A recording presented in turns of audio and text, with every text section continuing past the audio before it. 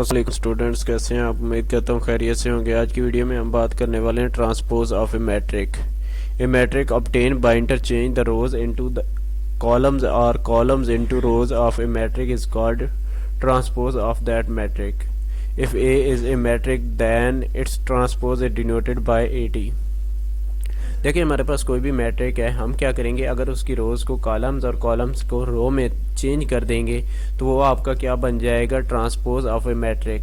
देखिए, यही हमारे पास मैट्रिक है, तो हम इसमें 3 रोज़ और 3 कॉलम्स हैं। हमारे पास जो पहली रो है उसमें 1 2 3 है, हमने उसे चेंज कर दिया 1 2 3 एक कॉलम में। फिर हमारे पास सेकेंड कॉलम था, सॉरी रो, उसमें है 2 1 और 0, हमने उसे कॉलम में चेंज किया तो वो 2 1 एंड 0। और हमारे पास जो थर्ड इसकी रो है वो है -1 4 -2, तो हमने उसे क्या कर दिया कॉलम में, जो कि -1 4 -2 आ गया। इसी तरह से ये बी है, तो ये इसका ट्रांसपोज, यानी कि रोज़ को क्या करना है, कॉलम्स और कॉलम्स को रो में चेंज कर देना है। तो चलिए अब एक्सरसाइज स्टार्ट करते हैं जी। तो ये हमारे पास क्वेश्चन नंबर 5 है, find the transpose of each of the following matrix. ये हमारे पास कुछ मैट्रिक्स दिए गए हैं, हमने क्या करना है, इनका ट्रांसपोज फाइंड करना है। तो देखें, हमारे पास ए मैट्रिक है जो कि क्या है, एक कॉलम मैट्रिक है, हमने इसे रो मैट्रिक में चेंज कर दिया है। देखें, ये 0 1 और -1, और साथ एक बात याद रखें कि इसे जो है ना डिनोट कैसे किया, ए का ट्रांसपोज, यानी कि हमने क्या किया है, इसकी जो है ना कॉलम्स को रो के साथ चेंज करने के अलावा इसके ऊपर टी भी लगाना है। और इसी तरह से बी है, तो उसको वो एक रो मैट्रिक था, हमने देखे उसे कॉलम में चेंज कर दिया 5 1 और -2, 5 1 और -2। आगे सी है, तो उसमें देखे आपके पास जो है ना 3 रोज हैं और 2 कॉलम्स हैं, और इधर हमने इसको जो है ना 2 रोज और 3 कॉलम्स में चेंज कर दिया है। तब देखिए 1 2 3 था हमारे पास, इसकी जो है ना पहला कॉलम वो हमारा जो है ना पहली रो बन चुका है, और जो हमारे पास इधर जो इसका सेकंड कॉलम था 2 -1 और 0, हमने उसे सेकंड रो बना दिया 2 -1 और 0। इसी तरह से डी है, तो उसमें 2 3 था रो, हमने उसे कॉलम बना दिया 2 3, और 0 5 था एक रो, तो हमने उसे कॉलम बना दिया 0 5।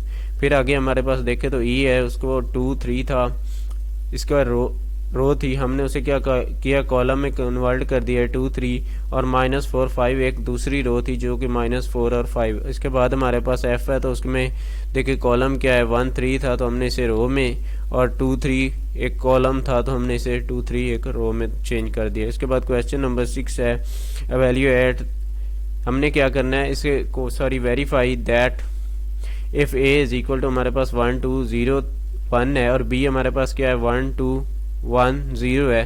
देन हमने क्या करना है, ये प्रूव करना है, ये वेरीफाई करना है कि ए का ट्रांसपोज क्या है, ए के बराबर है, और बी के ट्रांसपोज क्या है, बी के बराबर है। यानी कि सेम जो है ना मैट्रिक का अगर आप जो है ना 2 दफ़ा ट्रांसपोज लेंगे तो वो वही मैट्रिक आ जाएगा। अब देखें, हमारे पास ए था जो कि क्या था 1 2 0 और 1, हमने क्या किया, इसका ट्रांसपोज लिया, तो इसकी जो कॉलम थे 1 और 0, हमने उसे क्या क्या कर दिया, रो में चेंज, और 2 1 था कॉलम, तो हमने इसे 2 और 1 में।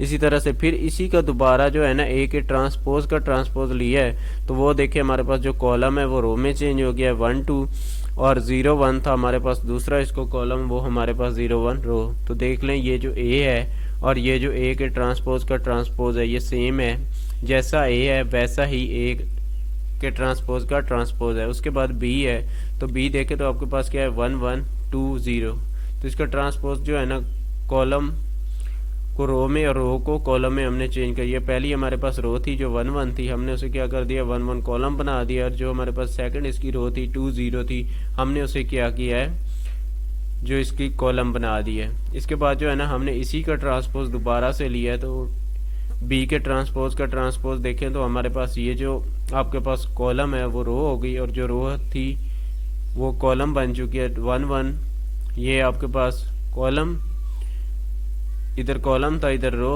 और फिर ये 2 0 था, ये इधर कॉलम, तो इधर हमारे पास क्या बन गया है, रो बन गया है। तो ये एक्सरसाइज हमारी कंप्लीट हो गई है। इंशाल्लाह हम कल जो है ना इसकी नेक्स्ट एक्सरसाइज स्टार्ट करेंगे।